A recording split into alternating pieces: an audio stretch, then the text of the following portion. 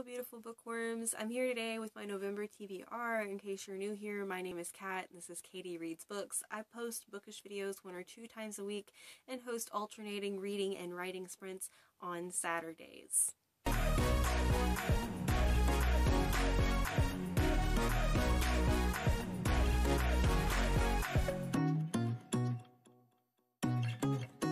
Alright, so the first books we're going to go over really quick for my November TBR are just going to be the monthly reads that I have. And the first one is Words of Radiance by Brandon Sanderson.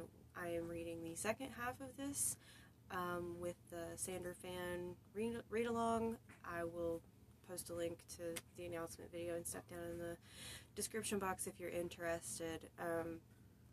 Words of Radiance is a little bit hard to get into as far as plot synopses go because it's the second very big book in a series of very big books.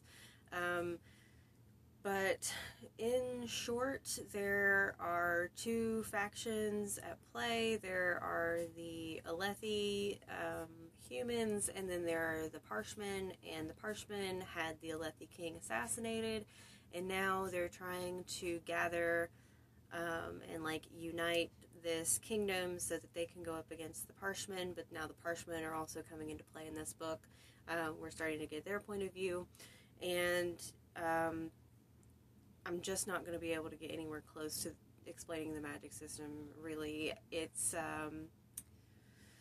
you have these things called Spren, which develop as a result of human consciousness, and they can be absorbed by certain humans, or their energy can be absorbed by certain humans who can then use that power, and it is somehow related back to the prologue that we got all the way back at the beginning of Way of Kings. So as you can see, I've got my tabs ready to go to show me where I need to be each day. The second book that I'm reading for monthly read-alongs is the Mad Ship by Robin Hobb. This is the second book in the Live Ship Traders trilogy. It is based in the realm of the Elderling. I am reading this for the Elderling along. We mostly follow the Vestrit family, who are a Bingtown trader family. They have a monopoly on trade goods that come from up the Rainwild River. We don't really know much about the Rainwilds at this point. The live ships are made of wizard wood, and after I forget how many generations have to die on the deck of the ship for the ship to become sentient and to completely cure into this magical being with a consciousness. But we are following 2, maybe 3 live ships in this book. We're following Paragon, and we're following Vivacia, and then maybe following Ophelia. I don't know, I haven't gotten very far in it. Again, I have my tabs set out so that I know where I need to be each day. Alright, so my third monthly group read that I'm doing this month is There There by Tommy Orange. This is an own voices book written about what do they call it? Urban Native American. It's an urban Native American narrative. We're following 12 different perspectives. There are a handful of them. We're following 12 different perspectives. Everyone's going to a big powwow in Oakland, and they're all connected somehow. We don't know yet. But I'm looking forward to this one. It's only about 290 pages, so I'm not going to tab it out. I'm just going to make it something that I sit and read, probably all within the same week. So here in the BookTube community, I know that a lot of people like to do something they call Nonfiction November. Clearly these first 3 books are not nonfiction. They are 2 epic fantasies and then a contemporary fiction. But I do have a couple of nonfiction books that I want to focus on getting through this month. One of them is a children's book. It's called Her Story, and it's written by, I'm going to have to cheat and look at the name, Catherine Halligan, and illustrated by Sarah Walsh, 50 Women and Girls Who Shook Up the World. So this was actually recommended to as a book to read with my first grader as part of a mentorship program that they have the privilege of being a part of. And as I started reading through these books just to sort of check them for myself, I was really liking this one, and I thought, well, I'm gonna count it for my my November reads. And actually, this might be a good time to point out also that I'm going to start counting the children's books that I read as part of my booktube reading life, or whatever you want to call it. And I decided to do that whenever I finished. My wrap-up won't be out yet by the time this video comes out, but whenever my wrap-up does come out, hopefully I will remember to talk about the book called Dragons in a Bag. And it was another book that I was reading as part of a community program with my younger two kiddos, and it was just so good. Zetta Elliott is the author. I had never heard of her before, but my kids and I got really, really excited about this book, and we've already pre-ordered the second one, and so I decided at that point to start counting some of the children's books that I read as part of my bookish journey. So the second nonfiction that I need to get to this month is Why is the Penis Shaped Like That? By Jessie Baring. And I don't even remember how I came across this book, but I saw the title, and there wasn't any way that I was going to be able to just not ever pick up this book and figure out what it was about.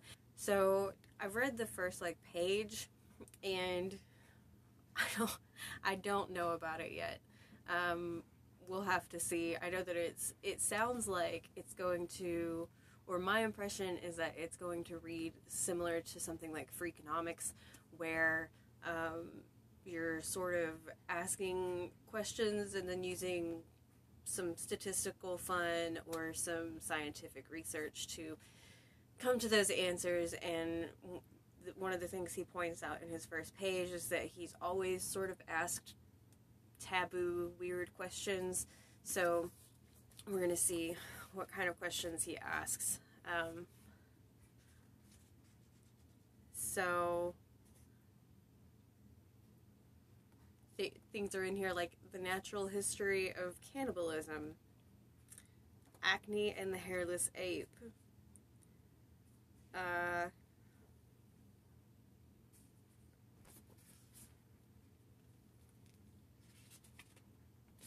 and those are just some of the more tame subjects that we're apparently going to tackle in this, as it seems to be a very sex-centric book.